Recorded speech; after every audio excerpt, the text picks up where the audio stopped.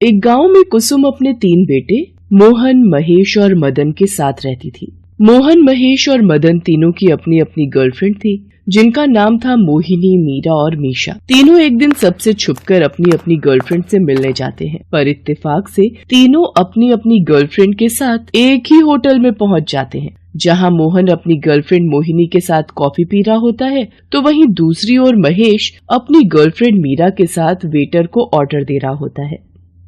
तभी वहां पर मदन अपनी गर्लफ्रेंड मीशा के साथ उसी होटल में आ जाता है। होटल में आते ही मदन मोहन को देख लेता है, तो वहीं मोहन महेश और मदन को देख लेता है और वो तीनों एक दूसरे को देखकर एक दूसरे से छुपने की कोशिश करते हैं।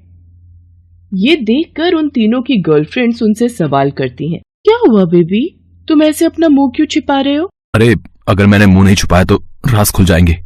जान, तुम पर्दे से अपना मुंह क्यों छुपा रहे हो? पर्दे में ही रहने दो, पर्दा ना उठाओ, पर्दा जो उठ गया तो भेद खुल जाएगा। कैसी बातें कर रहे हो, आखिर हुआ क्या है? अरे सोना, तुम टेबल के नीचे क्या कर रहे हो? चलो बाहर निकलो, किससे छुपने की कोशिश कर रहे हो? अरे यमराज से बचने की कोशिश कर रहा है तुम्हारा सोना। यमराज? कहाँ है यमराज? मुझे तो नहीं दिख रहा। इसी तरह से तीनों एक दूसरे से बचने की कोशिश करते हैं और मौका देखते ही होटल के अलग अलग दरवाजों से अपनी गर्लफ्रेंड के साथ बाहर निकल आते हैं। लेकिन बाहर आते ही तीनों एक दूसरे के सामने आ जाते हैं। तभी मोहिनी बहुत ज्यादा खुशी से बोलती है, अरे तुम दोनों यहाँ, आई एम सो हैप्पी। हम कितने दिनों बाद मिल रहे हैं। हम तीनों बचपन की दोस्त हैं और ये मेरा बॉयफ्रेंड है। तुम तीनों फ्रेंड्स हो? हाँ, क्यों, आप तीनों भी एक दूसरे को जानते हो क्या? हाँ, बहुत अच्छे से जानते हैं। आप तीनों भी फ्रेंड्स हो क्या? हम तीनों एक दूसरे को बहुत अच्छे से जानते हैं, क्योंकि हम तीनों भाई हैं। ये सुनकर मीरा, मीशा और मोहिनी तीनों ही चौंक जाती हैं और वहां से जाने लगते हैं। लेकिन तभी कुसुम उन सभी को देख लेती है और वो उनके बारे में सारी जानकारी निकालती है और उसके बाद पंडित जी को उनके रिश्ते के बारे में बात करने को कहती है। ऐसे ही एक दिन जब उसके तीनों बेटे घर आते हैं, तो वो उनकी ही गर्लफ्रेंड्स की फोटो दिखाकर उन तीनों से कहती है, ये देखो, मैंने तुम्हारे रिश्ते के लिए कुछ तस्वीरें पसंद की हैं। जल्दी से पसंद करके बताओ कि किसे कौन सी पसंद है। हमें ये पसंद है। मुझे सब पता है, तभी तो मैंने तुम्हारी पसंद को पसंद किया है। और तुम्हें क्या लगता है कि मुझे कुछ पता नहीं चलेगा? अरे माँ हूँ तुम्हारी, मुझसे कुछ नहीं छुपा पाओगे। तीनों वो फोटो देखकर बहुत ज्यादा खुश हो जाते हैं और अपनी अपनी गर्लफ्रेंड्स पसंद कर लेते हैं। कुसुम तीनों के घर जाकर उनका रिश्ता पक्का कर देती है और शादी का शुभ मुहूर्त निकलवा लेती है। शादी वाले दिन तीनों दुल्हन सज संवर कर आती हैं, जहां उन तीनों की मां मोनी, मोती और माया अपनी अपनी बेटियों को एक बात समझाती हैं। देख मेरी बच्ची, अब से यही तेरा असली घर है, इसे अच्छे से संभालना, कहीं भी कोई कमी मत आने देना। लाडो सुन, पति परमेश्वर होता है, तुम हमेशा उसकी पूजा करना, उसे खुश रखना और अपने ससुराल वालों को भी किसी भी चीज की कमी मत होने देना। ससुराल वालों का पूरा ध्यान रखना। तुम्हारा पति जो भी हो, जैसा भी हो, अब उसकी और उसके घर वालों की सारी जिम्मेदारी तुम्हें उठानी होगी। हम समझ गए माँ, आप चिंता न करें। मैं कभी आपको शिकायत का मौका नहीं दूंगी। मैं भी अपने ससुराल में सभी का अच्छे से ख्याल रखूंगी, आप निश्चिंत रहो। माँ, मैं सब अच्छे से संभाल लूंगी।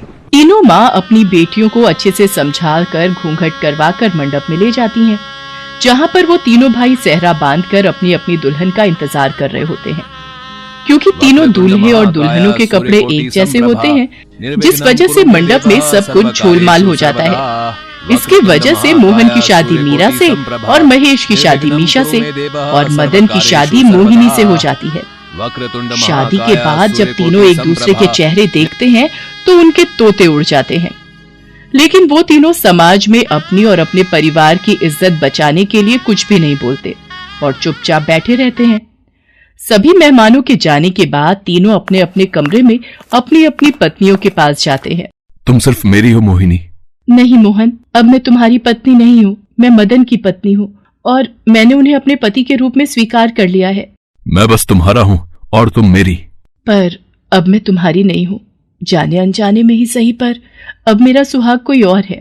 तीनों लड़कियां एक अच्छी बहू की तरह घर की सारी जिम्मेदारियां अच्छे से उठा लेती हैं और अपने अपने पतियों का पूरा ख्याल रखती हैं। जिस पर एक दिन उन तीनों के पति उनसे कहते हैं, तुम लोगों को बीवी होने का फर्ज निभाना है तो निभाओ, पर हमसे कोई उम्मीद मत रखना। तो आप क्या चाहते हैं, हम तीनों एक दूसरे की सौतन बनकर रहें? मैं सब बर्दाश्त कर सकती हूँ पर एक सौतन नहीं। मैं भी ना किसी की सौतन बनना चाहती हूँ और ना किसी को बनने दूंगी। जो समझना है समझो, पर हम अपनी बीवियों को अपनी बीवी नहीं मानते। हमारी गर्लफ्रेंड ही हमारे लिए बीवी है और कोई नहीं। अरे कैसे बेटे हैं आप? आपको सिर्फ अपना प्यार दिख रहा है, अपनी माँ का नहीं। हम तीनों जिसकी पत्नी बनी है, हम उन्हीं की पत्नी बने रहेंगे। हम कभी भी एक दूसरे की सौतन नहीं बनेंगे। इस तरह वो तीनों एक दूसरे की सौतन बनने से मना कर देती हैं। लेकिन समय के साथ साथ तीनों अपने अपने पतियों को अपना लेती हैं। लेकिन वो तीनों भाई अपनी अपनी बीवियों को नहीं अपना पाते, जिसकी वजह से उन्हें बहुत ज्यादा दिक्कत होती है। कुछ समय यूं ही बीत जाता है, पर तीनों भाई एक दूसरे से दूर रहना शुरू कर देते हैं। दूर रह मुझसे, अपनी शक्ल मत दिखाना। अगर आपकी गर्लफ्रेंड अब मेरी बीवी है तो ये मत भूलिए मेरी गर्लफ्रेंड भी महेश भैया की बीवी है। हम तीनों एक ही दर्द से गुजर रहे हैं। तीनों भाइयों के बीच में नफरत की दीवार खड़ी होने लगती है। अपने बच्चों को इस तरह नाखुश देखकर कुसुम को अपनी गलती का एहसास होता है और वो उन तीनों से माफी मांगते हुए कहती है, बेटा अपनी माँ को माफ कर दो। अगर उस दिन मैंने थोड़ा ध्यान दिया होता तो आज ये दिन न देखना पड़ता। मेरे हाथों से 6 जिंदगियां बर्बाद ना होती। पर मुझे खुशी इस बात की है कि मेरी बहुओं ने मेरी बेटी बनकर इस घर की इज्जत को संभाल लिया, और दुख इस बात का है कि मेरे बेटे अपने होकर भी पराये बन गए, भाई होकर एक दूसरे के दुश्मन बन गए हैं। अरे जब शादी हो ही गई है तो इसे अपनाने में ही भलाई है। लड़ाई में क्या रखा है? अपने ही होकर अपनों से लड़ोगे। माँ जी सही कह रही हैं, लड़ाई में कुछ नहीं रखा। अपनी माँ की बात सुनकर उन तीनों लड़कों को अपनी गलती का एहसास हो जाता है और वो उनसे माफी मांगते हैं। साथ ही अपनी अपनी पत्नियों को दिल से स्वीकार करते हैं। कुछ समय बाद वो तीनों अपनी पत्नी के साथ हनीमून के लिए गोवा जाते हैं और अपनी अपनी जिंदगी में खुशी से रहने लगते हैं।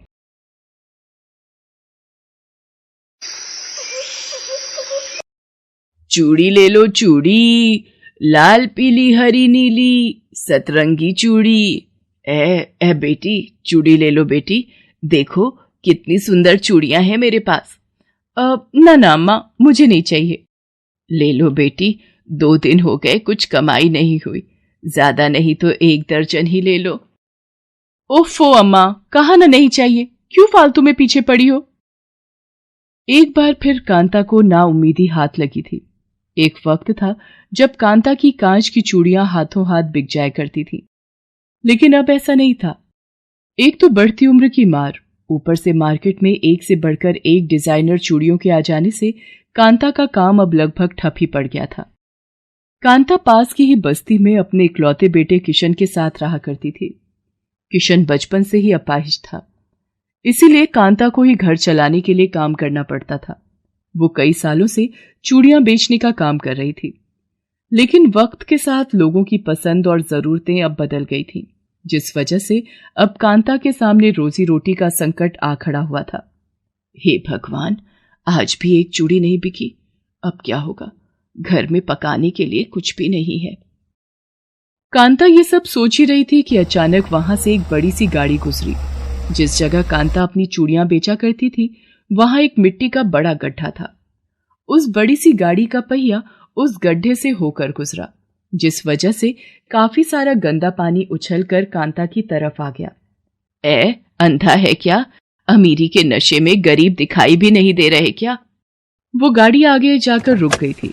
तभी उसमें से एक लड़की बाहर निकली और कांता से जाकर बोली, अम्मा जी माफ कर दीजिए, मेरे ड्राइवर से गलती हो गई। आपका ज्यादा नुकसान हो गया क्या?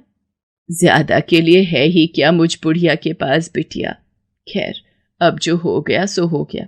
जाओ तुम जाओ अपने रास्ते। लगता है आज का दिन ही खराब है। नहीं अम्मा, आप मुझे बताओ ना, आपका कितना नुकसान हुआ है, मैं उसकी भरपाई कर दूंगी। जाने दो बिटिया, मेरी ये चूड़ियां वैसे भी अब कोई नहीं खरीदता, तो उन पर मिट्टी पड़े या ये टूट जाए क्या फर्क पड़ता है। उस लड़की का नाम मानसी था, जो शहर के एक बड़े बिजनेसमैन की इकलौती बेटी थी और हर रोज उसी रास्ते से अपनी बड़ी सी गाड़ी में बैठकर कॉलेज जाया करती थी। वो कांता को चूड़ियां बेचते हर रोज देखा करती थी, लेकिन कभी गाड़ी से उतरकर चूड़ियां खरीदने के बारे में उसने नहीं सोचा। उस दिन ड्राइवर की गलती से जो हुआ, उस वजह से वो पहली बार कांता से मिली। कांता की बातें सुनकर मानसी को उसके लिए बुरा लग रहा था। वो कांता की मदद करना चाहती थी, लेकिन वो जानती थी कि इसके लिए उसे कोई दूसरा रास्ता अपनाना होगा। अम्मा, वैसे सच में कितनी रंग बिरंगी और प्यारी हैं आपकी चूड़ियां। आप ऐसा करो, मुझे ये वाली और ये वाली भी, ये तीनों एक एक दर्जन दे दो। क्या कहा बिटिया? सच में तुम मेरी चूड़ियां खरीदोगी क्या? हाँ अम्मा, मुझे चूड़ियां पहनना बहुत अच्छा लगता है। आप तो बस ये बताओ कि इतनी चूड़ियों के कितने पैसे हुए? बिटिया, 3 दर्जन ली हैं तो 60 रुपए हो गए। क्या सिर्फ 60 रुपए? इतने में क्या होगा? बेचारी अम्मा सारा दिन इतनी तेज धूप में बैठकर चूड़ियां बेचती हैं, और वो भी इनसे कोई नहीं खरीदता। मुझे कुछ करना चाहिए इनके लिए, लेकिन मैं ये करूं कैसे? अगर इनकी सारी चूड़ियां इनसे खरीद भी लूं तो इतनी सारी चूड़ियों का मैं करूंगी क्या? और घर पर मां से भी डांट खानी पड़ेगी। क्या हुआ बिटिया, महंगी लग रही है क्या? अच्छा ऐसा करो, तुम 50 ही दे दो, पर खरीद लो बस। नहीं अम्मा, ऐसी कोई बात नहीं है। ये लीजिए आपके 60 रुपए। अच्छा अम्मा, ये बताइए आपके पास बस यही चूड़ियां हैं या और भी हैं? हाँ है ना, घर पर रखी है। सबको लाकर क्या करूंगी बिटिया, पहले ये ही बिक जाए। ये बात भी सही है। अच्छा अम्मा, अब मैं चलती हूँ। इसके बाद मानसी अपनी गाड़ी में बैठकर वहां से चली जाती है, लेकिन वहां से जाने के बाद भी वो सारा दिन कांता के बारे में ही सोचती रही। वो किसी भी तरह से कांता की मदद करना चाहती थी। फिर अगले दिन, नमस्ते अम्मा, कैसी हो आप? अरे बिटिया, राम राम, मैं तो बस ठीक ही हूँ, तुम सुनाओ? मैं भी अच्छी हूँ अम्मा, आपसे चूड़ियां खरीदने आई हूँ। अच्छा, और वो जो कल लेकर गई थी उनका क्या हुआ? वो तो सारी की सारी मेरी दोस्तों ने ले ली मुझसे। उन्हें इतनी पसंद आई कि एक भी नहीं छोड़ी मेरे लिए, इसीलिए आज फिर से आई हूँ। लेकिन अम्मा, आज कुछ और चूड़ियां दिखाना, कल जो दी थी उनसे महंगी। बिटिया, उनसे महंगी तो ये वाली हैं, ये 40 रुपए दर्जन है, और ये वाली 50 रुपए दर्जन। तो ऐसा करो अम्मा, ये 50 वाली 5 दर्जन दे दो। हैं? क्या कहा बिटिया? 5 दर्जन? इतनी तो नहीं है मेरे पास अभी। हाँ, घर पर रखी हैं, वहां से जाकर लानी पड़ेंगी। चूड़ियां तो मुझे चाहिए अम्मा, मेरी सहेलियों ने मंगवाई हैं मुझसे, उन सब के लिए लेकर जानी है। ऐसा करते हैं, आपके घर ही चलते हैं, मैं वहीं देखकर रंग भी पसंद कर लूंगी, और वैसे भी अब शाम हो गई है, आपको घर तो जाना ही होगा, तो मैं ही आपको ले चलती हूँ अपनी गाड़ी से। मानसी कांता को उसकी चूड़ियों की टोकरी के साथ अपनी गाड़ी में बिठा लेती है और फिर उसके घर जाती है। घर के नाम पर कांता के पास बस एक टूटी फूटी झोपड़ी थी, जो आधी से ज्यादा तो कांच की चूड़ियों से ही भरी हुई थी। एक कोने में उसका बेटा किशन था, जो बिस्तर पर था।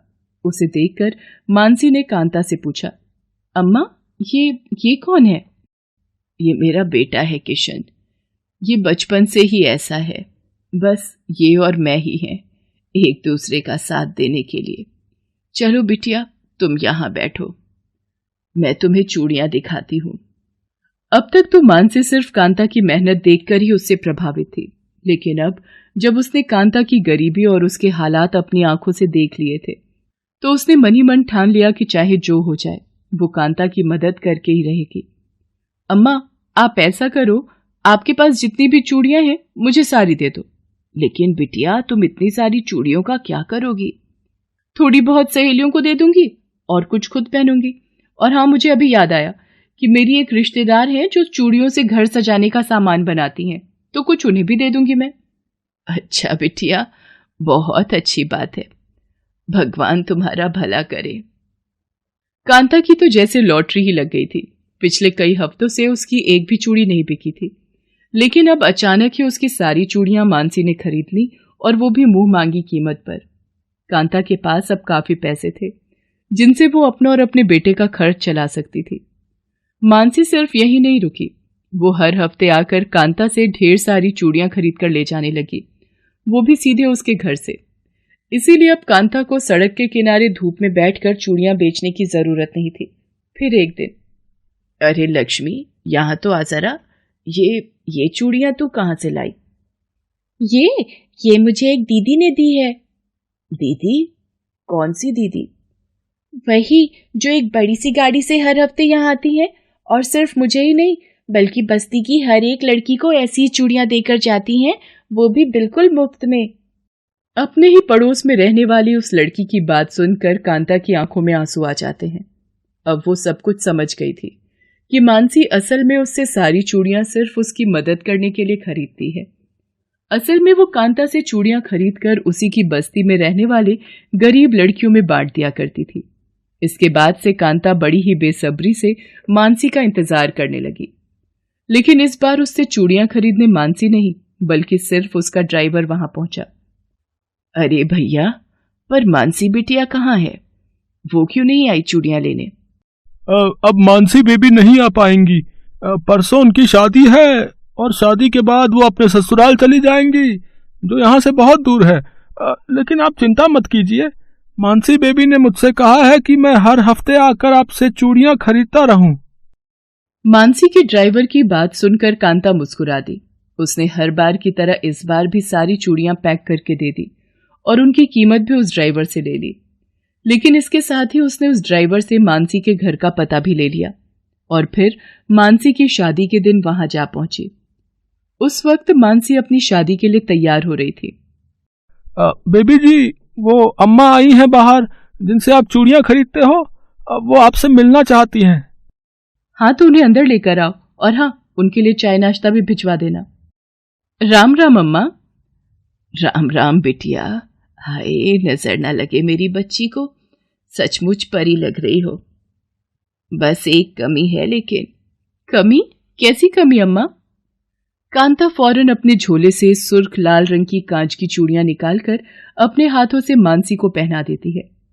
ये करते हुए उसकी आंखों से आंसू बह रहे थे। बिटिया, ये सिर्फ चूड़ियां नहीं है, ये आशीर्वाद है इस गरीब बुढ़िया का। तुमने जो मेरे लिए किया वो करने के बारे में कोई सोचता तक नहीं। अब बस एक आखिरी वादा मांगने आई हो बिटिया। हाँ अम्मा, बताओ ना। बिटिया, जब कभी ससुराल से अपने मायके आओ तो अपनी इस बूढ़ी अम्मा से मिले बिना वापस नहीं जाना। इसके साथ ही मानसी कांता को गले से लगा लेती है। भले ही माली हालत में कांता और मानसी की कभी बराबरी नहीं हो सकती थी, लेकिन सिर्फ कांच की चूड़ियों ने इन दोनों के बीच जो रिश्ता बना दिया था वो बहुत खास था।